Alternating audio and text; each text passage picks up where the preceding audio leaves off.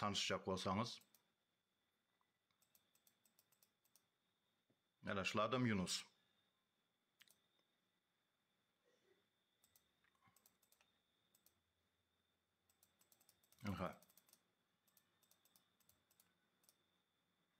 Anha görýän olsaňyz. Efir doňdy diye doňdymy efir vatandaşlar? Doňdymy efir? Anha Yunus'un surady. Tak. Ana vatandaşlar tanayansınız. Yine sarı eşikde Farhat. O bul ortadaki adamın özünden ruhsat bolanak, men şonun üçün yüzünü boyadım. O yine kaptalda oturanım Yunus. Kameranı aylayın biraz rakana. Ana şul Yunus deyilen vatandaşlar. O yine kimliginin suradı, seriya nomerler smaska edilen Farhat Genjiyev. P-A-R-H-A-T. Farhat Fadel Genjiyev hakikadı. Ova 10. may 1984 yılda doğulan. Anha vatandaşlar.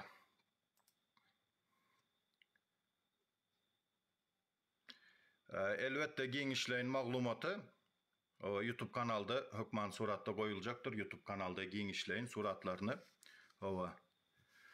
Maksadyň neydi yola çıktığınızda Atamurat Bey? Maksadımız hakikat üçün göreşmek Serdar ağa.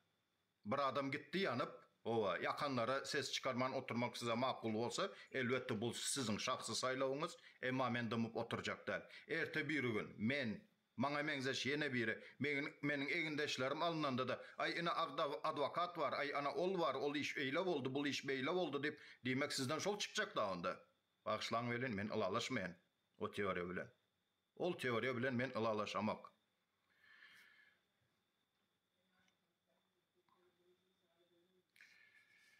Hova, indi yine bir haýyş etjek zadym vatandaşlar, şu töhmet ve tankit. Politik diyen adam, o özünü politik diýip hasaplayan adam tankite çydamalydyr. Meniň soraglarym, o köp adamlar şutaýda, köp adamlar aýtdy sen de töhmet edip oturýarsyň de, birinciden töhmet bilen tankidiň tapawyny bilin. Men o ýerde sorag goýdum.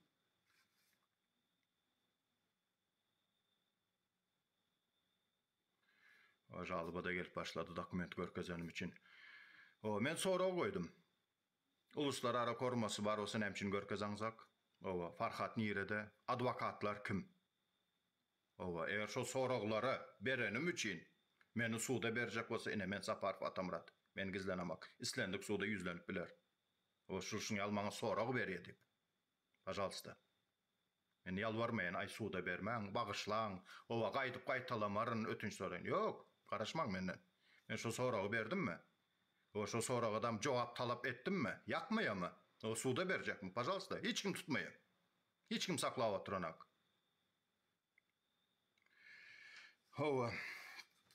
Indi ondan başka aýtjak zatlarym. Farhadyň nirdeligi. Bizim çakymyz boýunça bize gelen maglumatlara göre ular hiç kaçan diplomat bolmazlar. Diplomat boljak adam bolsun, men hakikat üçün göreşen.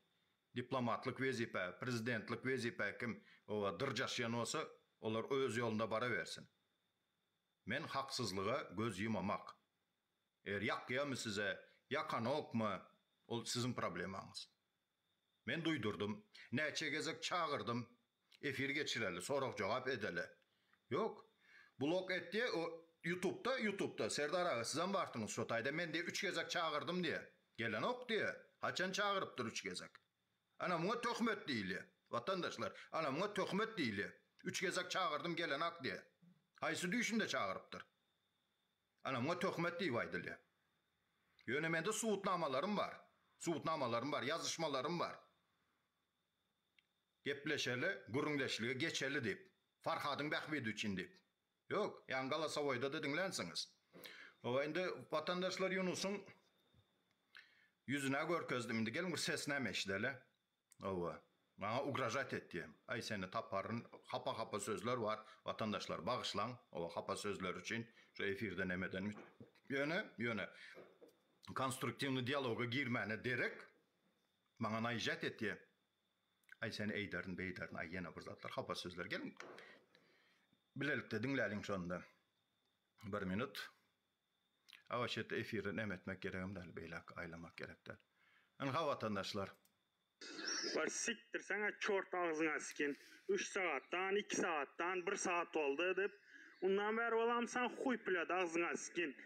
Sen kellene dökemen senin. Kıstanma ağzına sikemem ben senin. Koy bu sesi yam. Ağzına sikemem koymasan. Ben sen tapaman karaptır. Sen huy ede dostsan bara. Yılanın kurundan bas olsan. Ağzına sikip görkezemem ben sen. Koy bu sesi yam. Koymasan erkeğe yemezsen vara. Huy pilot çort. Ağzına sikin kimsen ey vara. Nişi bir huy pilot çort bilet. Paş kellen sikin kellesine benzedim. Boş gepleme bilesen. Ağzına sikin huy pilot. Koy bu ses yam.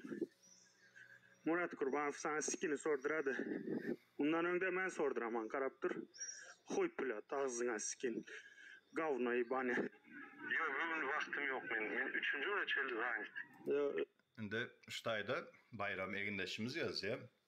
Berdi Muhammedovlar diye, keyip alıyorlar diye. Farhat gitti. Farhat gidenden sonra dımıp oturmağımızdan keyip alan yok mu? Bunlar çıkıp hatta sorap bilen yoklar. Farhat nerede deyip. Sorap bilen yoklar deyip ondan keyip alan yoklar mı? Bayram. Ha? Keyip alan yoklar mı ondan? O hamirden kıl soğuran yalı soğurayıp aldık. O aşağına siyen çağa yalı sesini çıkarıp bilmem. Ünsüm otururlar deyip ondan keyip alan yok mu? Ha? Birazak kellen işletsen. Senin düşüncen son yaldır. Yöne benim düşüncem has başkaça. Has başkaça. Çıkma temadan. Hayız temadan çıkmalı değil. İşine ne, Atamrat senin şul eden işine ne etişe tölediler. Ha siz hem tölecek misiniz? Hükman bu zatlar pul bilen ediliyor mu? Dine pul tölense çıkıp görülemeli mi? O adamda bir vicdan, insaf, bir duygudaşlık zat bolmalı değil mi? Dine hemme zat pul bilen bağlı mı? Adamçılık gitti mi onda? Polnu.